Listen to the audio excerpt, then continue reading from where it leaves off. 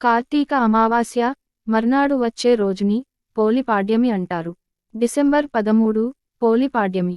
ఈ రోజు నుండి మార్గశిర మాసం ప్రారంభం అవుతుంది.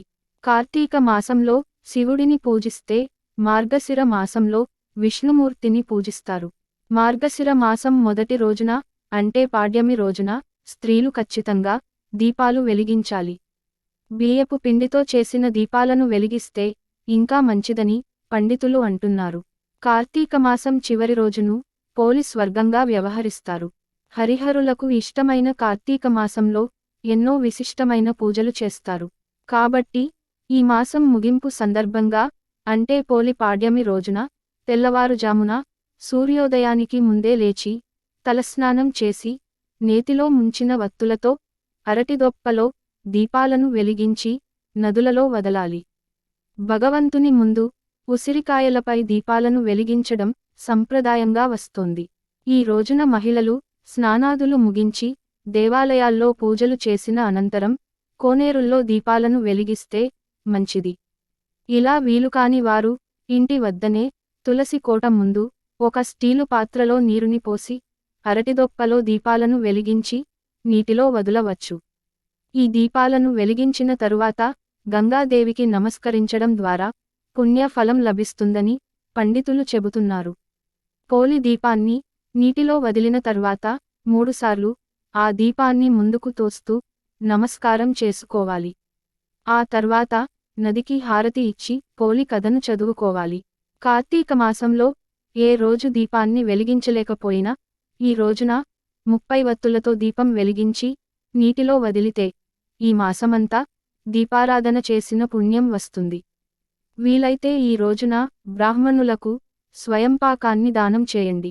ఎన్ని ఆటంకాలు కల్పించినా నిర్మలమైన భక్తితో శ్రీమహావిష్ణువును ప్రార్థించి పోలి వైకుంఠానికి చేరుకున్న రోజును పోలి స్వర్గంగా పండగ నిర్వహిస్తున్నారు. కార్తీక మాసం చివరికి రాగానే గుర్తుకు వచ్చేది పోలి స్వర్గం. ఇంతకీ ఎవరీ పోలి? ఆమె వెనుక ఉన్న కథ ఏంటి? దానిని తలుచుకుంటూ సాగే ఆచారం ఏమిటి? అనే ఆసక్తికరమైన విషయాల గురించి తెలుసుకుందాం. ఈ కార్తీక మాసంలో ఈ పోలి కథ విన్న వారికి శివకేశవుల అనుగ్రహం తప్పక లభిస్తుంది. అలాగే ఈ నెలంతా శివునికి చేసిన పూజా ఫలితం దక్కుతుంది. అయితే ఈ పోలి పాడ్యమి రోజున ఈ క్రింద చెప్పే కథను విని అక్షతలు తలపై వేసుకుని దేవుని నమస్కారం చేసుకుంటే మంచిది. పోలి స్వర్గం తెలుగింటి మహిళ కథ. కార్తీక మాసం దీపం ప్రాధాన్యతనే కాదు, ఆ ఆచారాన్ని నిష్కల్మషంగా పాటించాల్సిన అవసరాన్ని కూడా తెలియజేస్తుంది. పూర్వం కృష్ణాతీరంలో ఓ గ్రామంలో ఒక ఉమ్మడి కుటుంబం ఉండేది. ఆ కుటుంబంలో 5గురు కోడళ్ళు ఉండేవారట. వారిలోని చిన్న కోడలి పేరు పోలి. ఆమెకు చిన్నతనం నుంచే పూజలు, దేవుడు అంటే ఎనలేని భక్తి.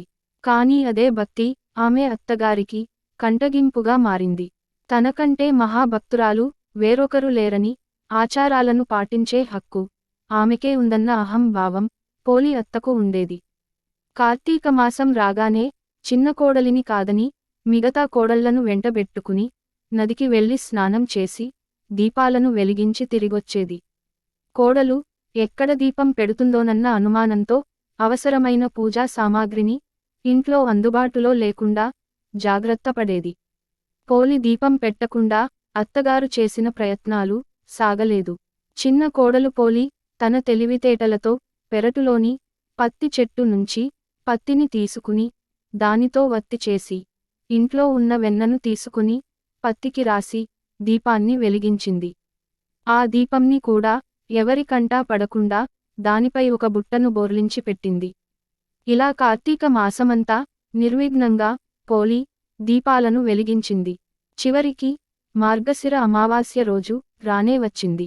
కార్తీక మాసం చివరి రోజు కాబట్టి ఆనాడు కూడా నదీ స్నానం చేసి ఘనంగా దీపాలను వదిలేందుకు అత్తగారు బయల్దేరింది. వెళుతూ వెళుతూ పోలికి ఆ రోజు కూడా దీపాలను వెలిగించే తీరిక లేకుండా పనులన్నీ అప్పగించింది. పోలి ఎప్పటిలాగే ఇంటి పనులు చకచకా ముగించి కార్తీక దీపాన్ని వెలిగించింది. ఎన్ని అవాంతరాలు ఎదురైనా, ఎంత కష్టమైనా కూడా ధర్మాచరణ చేసిన పోలిని చూసి దేవదూతలు ముచ్చటపడ్డారు. వెంటనే ఆమెను స్వర్గానికి తీసుకువెళ్లేందుకు పుష్పక విమానం భూలోకానికి దిగి వచ్చింది. అప్పుడే ఇంటికి చేరుకుంటున్న అత్త, ఆమె మిగతా కోడళ్ళు ఆ విమానాన్ని చూసి అది తమ కోసమే వచ్చిందని మురిసిపోయారు. కాని అందులో పోలి ఉండేసరికి నిర్ఘాంతపోయారు. ఆమెతో పాటు తాము కూడా స్వర్గానికి వెళ్లాలనుకునే ఆత్రంలో పోలి కాళ్ళు పట్టుకుని వేలాడే ప్రయత్నం చేసినా ప్రయోజనం లేకపోయింది. విమానంలోని దేవదూతలు పోలికి మాత్రమే స్వర్గానికి చేరుకునేంతటి నిష్కల్మషమైన మనసుందని చెబుతూ వారిని కిందకి దింపారు. తెలుగునాట మహిళలంతా పోలిని తలుచుకుంటూ అమావాస్య రోజు ఉదయాన్నే అరటిదొప్పలలో వత్తులను వెలిగించి నీటిలో వదులుతారు.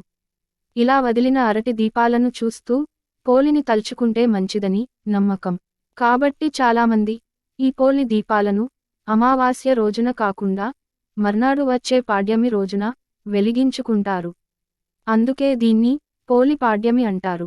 కార్తీక మాసంలో దీపాలను వెలిగిస్తే స్వర్గానికి చేరుకుంటామా లేదా అన్న సంగతి పక్కన పెడితే, ఎవరైతే మనస్ఫూర్తిగా భక్తి శ్రద్ధలతో ఆడంబరాలు లేకుండా దేవుడిని పూజిస్తారో మంచి ఫలితం కనిపిస్తుందని ఈ కథ సారాంశం.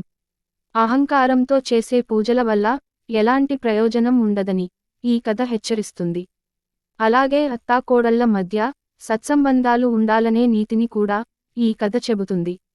ఈ వీడియో మీకు నచ్చితే లైక్ చేసి సబ్స్క్రైబ్ చేయండి.